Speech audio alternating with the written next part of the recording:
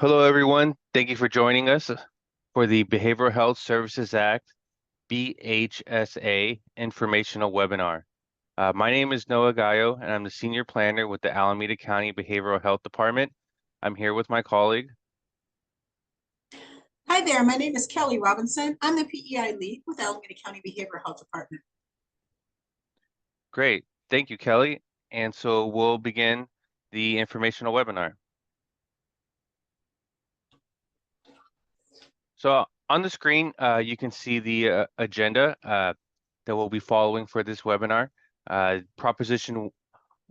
start off with a Proposition 1 high-level summary, then we'll go into the different system changes under Proposition 1, and as well as the potential system impacts from Proposition 1, and we'll explain how BHSA broadens the target population. We'll talk about the different funding categories and the impact on existing mental health services.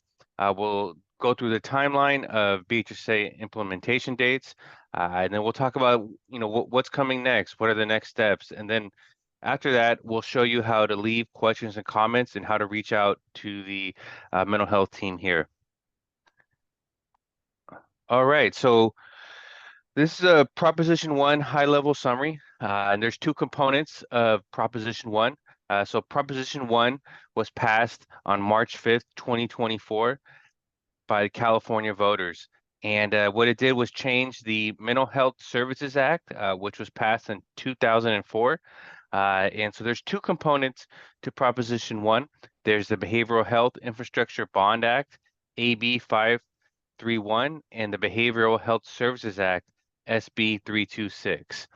So AB 531 authorized a 6.4 billion general obligation bond, and about 2/3 of this bond, approximately 4.4 billion, will be overseen by the Department of Healthcare Services at the state of California. So this funding will be able to develop out or renovate treatment locations for mental health and substance use disorders. The state will be using the Behavioral Health Continuum Infrastructure Program with the acronym that I'm sure you'll hear called BCHIP. The other portion of this bond is just about a third, is about $2 million, which is going to be used for supportive housing. So of this 2 billion, 922 million of that goes to the Department of Housing and Community for Housing Investments, and about $1.065 billion goes to CalVet and the Department of Housing and Community for Housing Investments, with the focus on serving veterans. So that's the infrastructure bond part. The Behavioral Health Services Act, SB 326, is more of the programming side, and that aims to improve and expand behavioral health services and housing interventions for individuals with severe mental and illness, emotional disorders, and substance use disorders. And so what Proposition 1 does, it's a philosophical shift from prevention, intervention, and treatment across the mental health spectrum to focus on the most severely mentally ill individuals. This also allows for inclusion of substance use in the programming, and we'll go into this later on how the population broadens. And Proposition 1 also allows for services and supports primarily focused on housing. So on the screen, on this slide, you'll see the Mental Health Services Act in the upper left, and these are the 5 buckets that were under the MHSA Mental Health Services Act since 2004. So this is what our community, our providers, our clients, and our administration here has been used to. But now we're transitioning to the Behavioral Health Services Act into these 4 new buckets on the bottom here in this purple color. So the new buckets are housing, full service partnerships, behavioral health services and supports, and the state of California administration funds.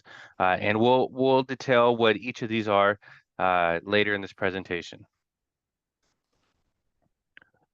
So here you can see the different allocations, the different system changes, and where the revenue is distributed. So the counties will receive 90% of the total funds that come in each year, and of these 90%, there are three buckets. And I will go into more detail of each of these buckets later on in the presentation, but I just want to give you a high-level overview. The first bucket is 30%, and that is the housing interventions. The second bucket is for our full-service partnerships, which is 35% of the funding. Then the third bucket is the behavioral health services and supports, which is about 35% of the funding.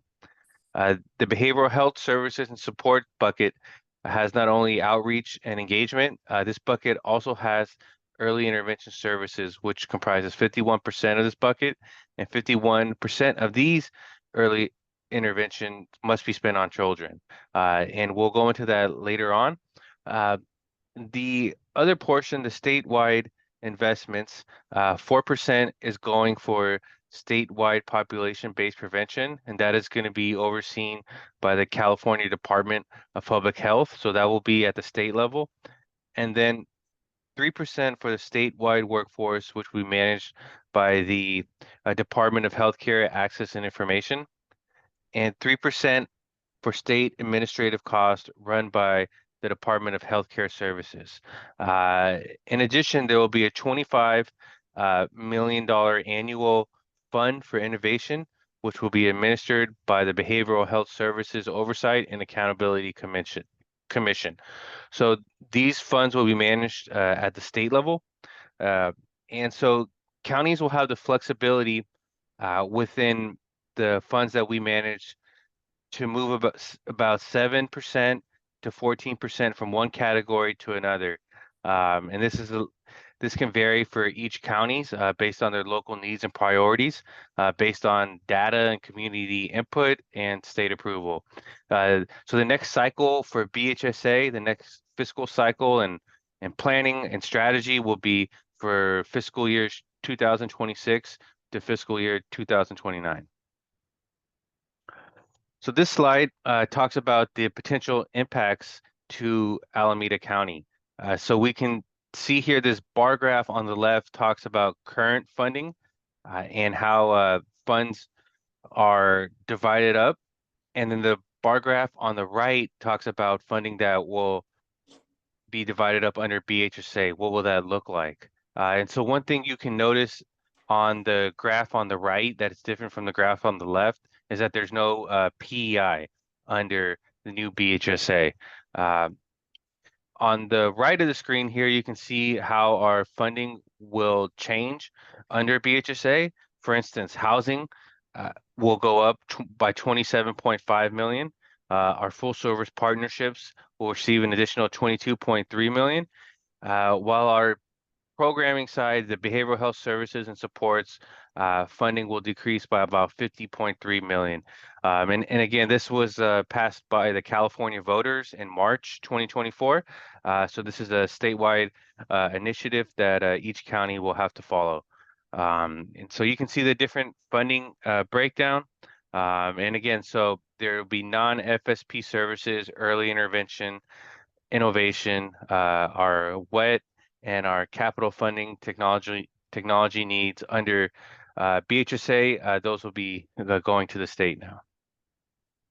And then so this will give you a kind of a broad view of a ballpark of what could be happening in the future, but no decisions are final at this point.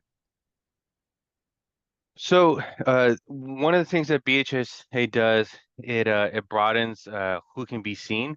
So under BHSA, counties can treat individuals who are experiencing substance use disorders, but do not have a co-occurring mental health disorder. BHSA enables counties to use these funds to expand services. Counties must use data to allocate funding between mental health and substance use disorder treatments, services, and use this data to identify strategies to start to close the gap or address the disparities between what is available for someone who is experiencing a mental health challenge or needs mental health services. So in contrast with somebody who needs substance use services and is eligible for services under BHSA. BHSA is aimed to lift up and focus on clients, whether you're an adult or older adult, a child, or a youth. So those are those are the clients who really have high risk factors.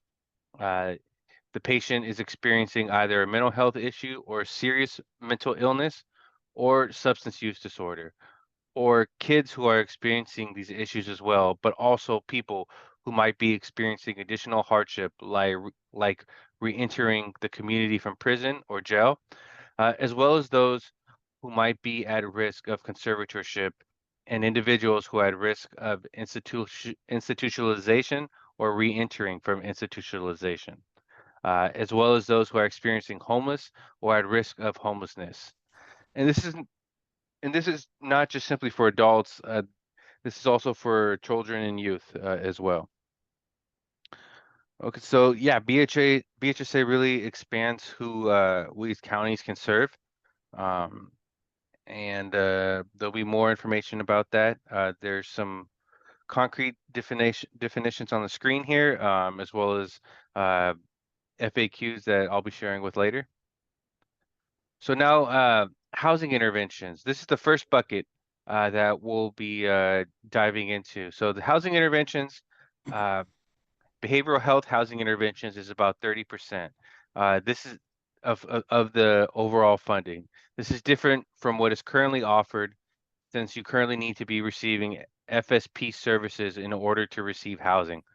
But under BHSA, this extends to children, families, youth, adults, older adults, anyone that has SMI or some that are experiencing or at risk of homelessness can receive these services. So this widens the scope on who can receive housing interventions. Of this funding, 50% is to focus on those that are chronically homeless that have behavioral health challenges. This allows funding rental subsidies, operate operating subsidies, shared and family housing, and also the non-federal share for our medical, excuse me, and also the non-federal share for our Medi-Cal beneficiaries of our transitional rent. And then counties may use up to 25% of this funding bucket for capital development. This this develops our housing for individuals that have behavioral health needs. Uh, as I already mentioned, it's not limited to individuals under our full service partnerships. It can be anyone that has the SMI or SUD or SED. There is county flexibility that's built into this bucket. So we'll be developing this out in partnership with the state of California and the Office of Housing and Homelessness Services for this 30% bucket. So the next bucket is our full service partnerships, the FSP, which is about 35% of the funding. So the full service partnership is a whatever it takes model for individuals to be successful in their recovery and utilizes community defined evidence practices.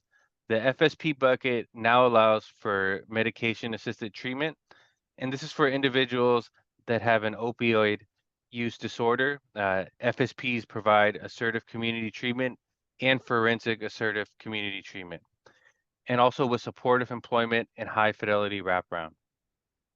And lastly, to point out that full service partnership programs are delivered in different settings through outpatient behavioral health services, clinics, or field based. And so this really ensures that we have an ongoing evaluation piece.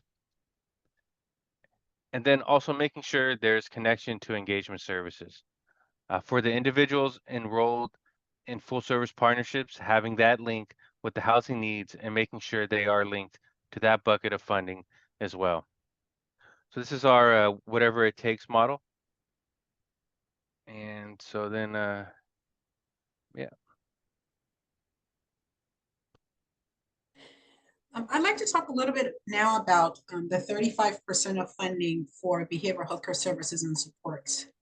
It includes early intervention, outreach and engagement, workforce education and training, capital facilities, technological needs, and innovative projects and pilots.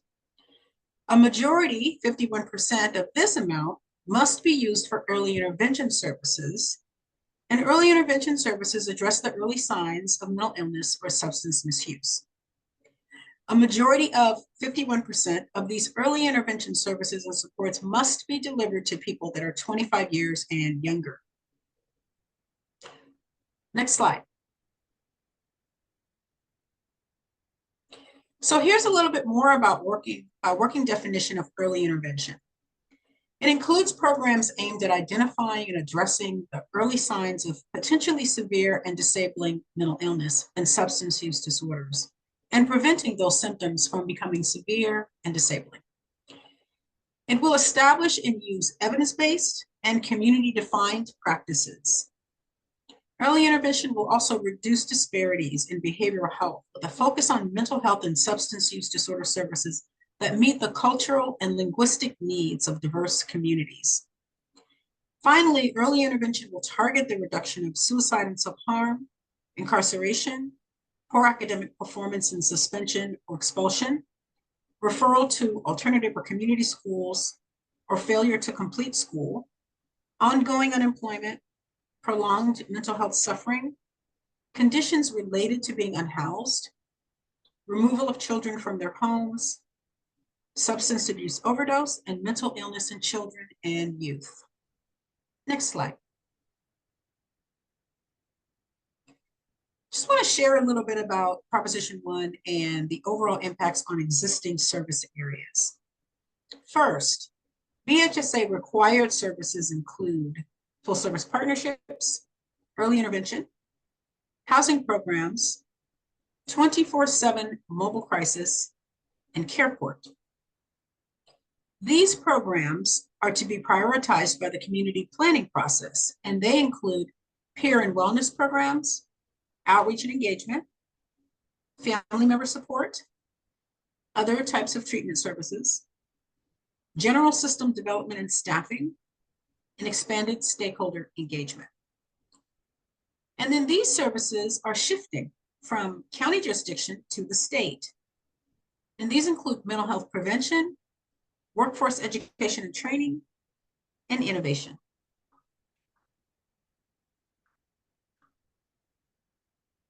All right, great. So now we'll get into the timeline, the key Proposition 1 and BHSA implementation dates. So you can see on the screen, we have a dark purple and light purple. Dark purple is our bond dates, and that's for building purposes. Uh, and so in summer 2024, bond applications for treatment sites will be made available. So different entities can apply for these treatment sites to develop treatment sites.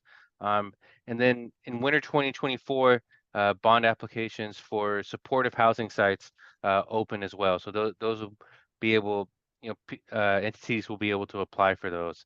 And then beginning in winter 2025, kind of starts our BHSA kickoff. That's when the BHSA fiscal and community engagement transition begins. So this is the first set of DHCS guidelines are due, and we'll also be concurrently conducting our MHSA requirements and our FY 25 2026 budget will come out during this time as well. This will be the last year of our MHSA requirements. Our MHSA funding is we've known since 2020, excuse me, since we've known since 2004. So then in spring and summer 2025, bond money will be awarded to cities, counties, tribal entities, and organizations across California. And then in summer 2026, all counties will have to, present and approve their 3-year comprehensive behavioral health services plan. So this will be for fiscal years 2026 through 2029. And so also on the screen, you can see we'll, we will when our last CPP under MHSA will take place. That's our community program planning process. And our first CPP under BHSA will take place. And our CPP will have an expanded required stakeholder list as mandated by Proposition 1 BHSA. We have to contact and engage with more community groups now, and so we'll be starting to conduct that early next year. So what are the next steps? So Alameda County and the mental health team is going to be sharing more information and encouraging everyone to stay informed.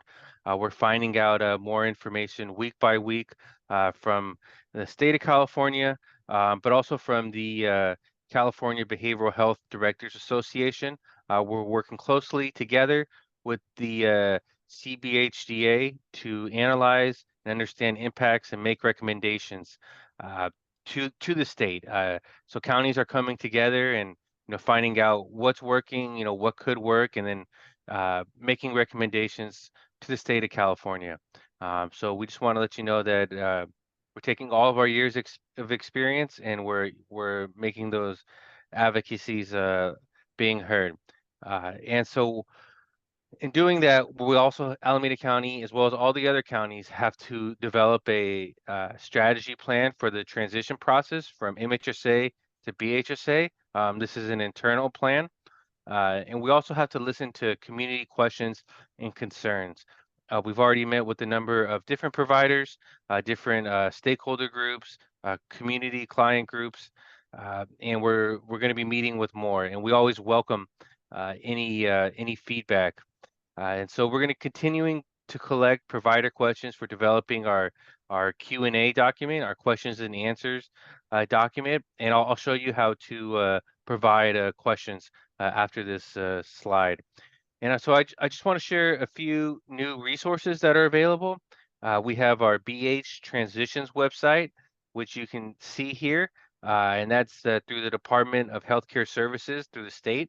And we also have a new state website that was just premiered last month, and it's mentalhealthforall.ca.gov.